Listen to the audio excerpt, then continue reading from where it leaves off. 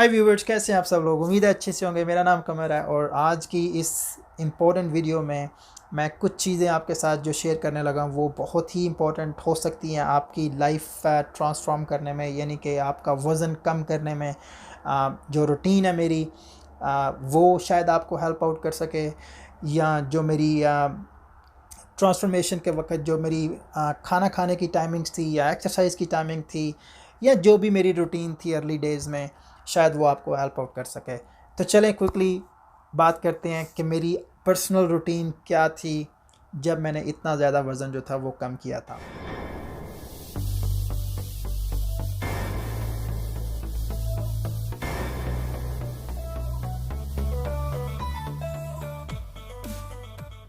Number one चीज़ जो थी वो थी कमिटमेंट।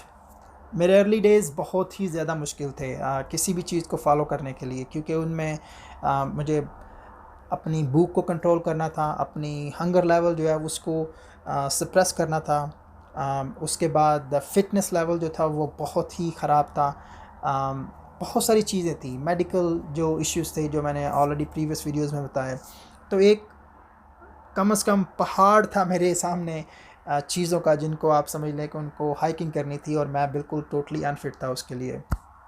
तो उसमें जो सबसे चीज़ इम्पोर्टेंट जिसने मुझे हेल्प आउट किया वो थी कमिटमेंट, कि ये चीज़ करनी है, नो एक्सेप्शंस। ठीक है। उसके बाद दूसरी चीज़ जिसके ऊपर मैं बात करूँगा वो है कि मेरी टाइमिंग उस वक़्त क्या थी खाने की। फ्रैंकली स्पीकिंग शुरुआत के दिनों में तो बहुत ही ख़राब थी। दिन में 2 बार या 3 बार भी खाना हो जाता था, लेकिन वो खाना मेरा वही होता था जो मेरी आजकल रेसिपीज़ हैं, ताकि वो खाना मुझे नेक्स्ट खाने तक जो है वो अच्छा खासा गैप दे दे, यानी कि टाइम दे दे। उसमें एक और चीज़ कि मेरी लाइफ में से मीठा जो था वो टोटली आउट था। किसी भी किस्म का जो चीज़ मीठी लगती है वो मेरी डाइट में नहीं है। उसमें फ्रूट्स भी नहीं है, उसमें कोई मीठी चीज़ नहीं है।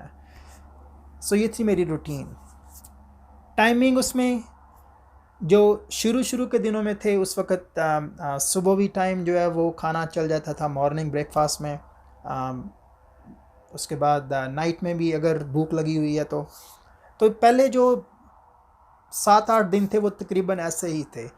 एडजस्टमेंट जो है वो बॉडी की चल रही थी। लेकिन उसके बाद जो थी ईटिंग विंडो थी, खाना खाने की जो विंडो थी वो थी सुबह 6 बजे से लेके और 10 बजे के दरमियान। यानी कि इन 4 घंटों में कोई भी 1 घंटा या 2 घंटे जो है उसमें मैं अपना जो खाने की रूटीन है वो पूरी कर रहा हूँ। मैं अगर मैं कोई भी किसी भी किस्म की जो है वो डाइट ले रहा हूँ मैं, तो वो उन्हीं 4 घंटों में मैं उसको इस्तेमाल करता था। उसकी वजह ये थी कि नंबर 1 मेरा जो एक्सरसाइज का प्लान था वो होता था 3 से 5 तक का, और एक्सरसाइज के बाद जब मैं घर आता था तो मेरा आइडिया ये होता था कि मैं कोई चीज़ खाने वाली जो है वो खाना वगैरह वो ना इस्तेमाल करूं।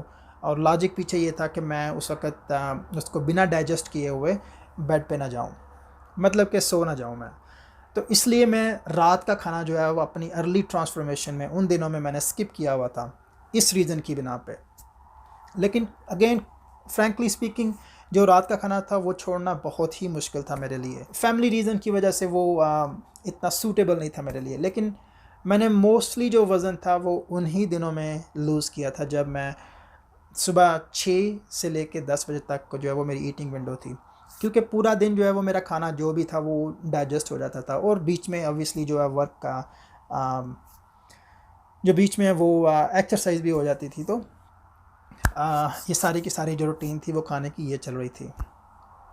उसके बाद आती है एक्सरसाइज जैसे मैंने टाइमिंग आपको बता दी है कि वो 3 से 5 के दरमियान होती थी। एक्सरसाइज में टू बी फ्रैंकली अगेन कि मेरा सिर्फ कार्डियो होती थी, और कार्डियो में सिर्फ रनिंग या वॉक अगर मैं कर सकूं। उस वक्त फ़िटनेस लेवल चूँकि इतना नहीं था तो मोस्टली वॉक या ब्रिस्क वॉक जो थी वो हो जाती थी।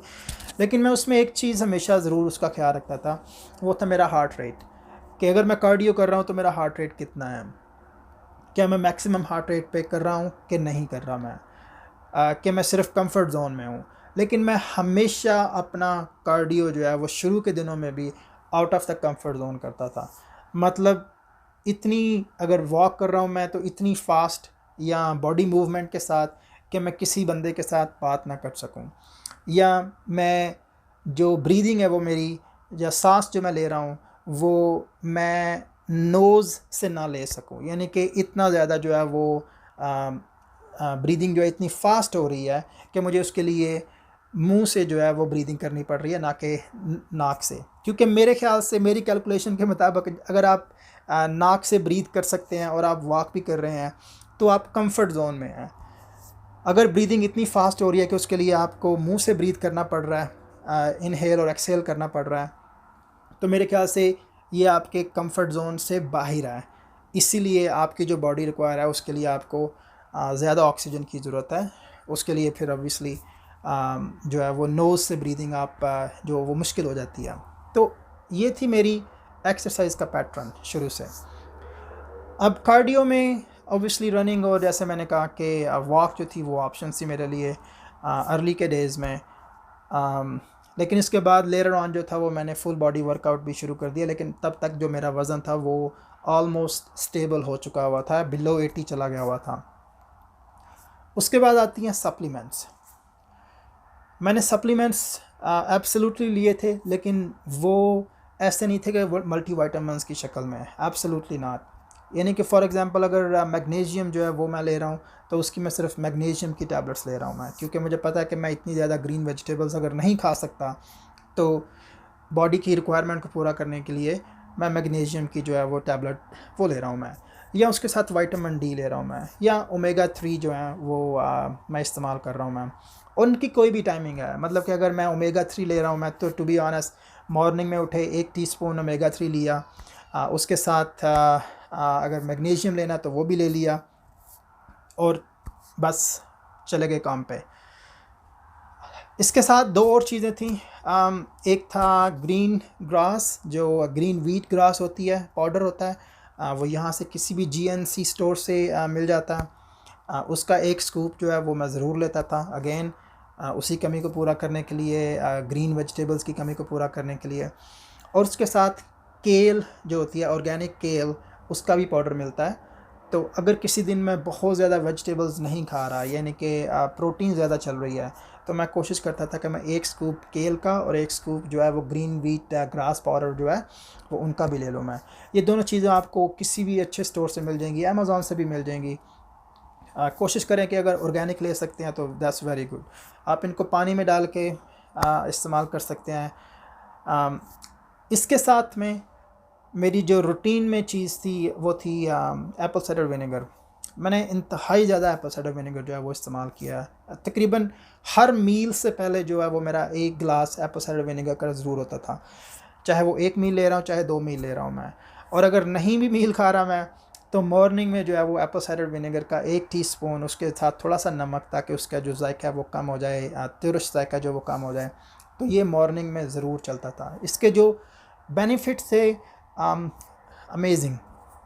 اس سے بہت ساری ایسی پرابلمس جو تھیں وہ میری چلی گئیں ایون شروع کے دنوں میں. تو ویری ویری ٹریمینڈسلی امیزنگ جو ہے اس کے بینیفٹ ایپل سائڈر ونیگر کے. اور ایون آج کل بھی جب میں ہیوی ورک آؤٹ کرتا ہوں, a lot of سویٹنگ ہوتی ہے, تو اس کے بعد الیکٹرولائٹس کے لیے بھی میں ایپل سائڈر ونیگر ہی یوز کرتا ہوں. لیکن اس میں اگر میرا دل کر رہا تو میں تھوڑا سا اسٹیویا یوز کر لیتا ہوں, لیکن اسٹیویا اس وقت بالکل بھی ایبسلیوٹلی نہیں تھی. میں نے کہا نا, کوئی ایسی چیز جو میٹھی لگتی ہے وہ میری لائف کا حصہ نہیں تھی. تو یہ تھی کمپلیٹ میری روٹین, جس نے مجھے اتنی زیادہ جو ہے وہ ہیلپ آؤٹ کی ٹرانزیشن کرنے میں, ویٹ کو لوز کرنے میں, اور اچھے طرح سے جو ہے ویٹ کو لوز کرنے میں. سو ویورز, یہ تھی میری آج کی ڈسکشن. آئی ہوپ آپ کو ویڈیو اچھی لگی ہوگی, انفارمیٹیو ہوگی. پلیز لائک دا ویڈیو اگر پسند آئے تو. Let me know in the comments اگر کوئی کویشچن, اگر کوئی چیز کلیریفائڈ نہیں ہے یا کوئی ایڈیشنل کویشچن ہے. اور اس کے بعد if you are new to my channel, please subscribe it, and we'll see you in the next video. اپنا بہت خیال رکھیے گا.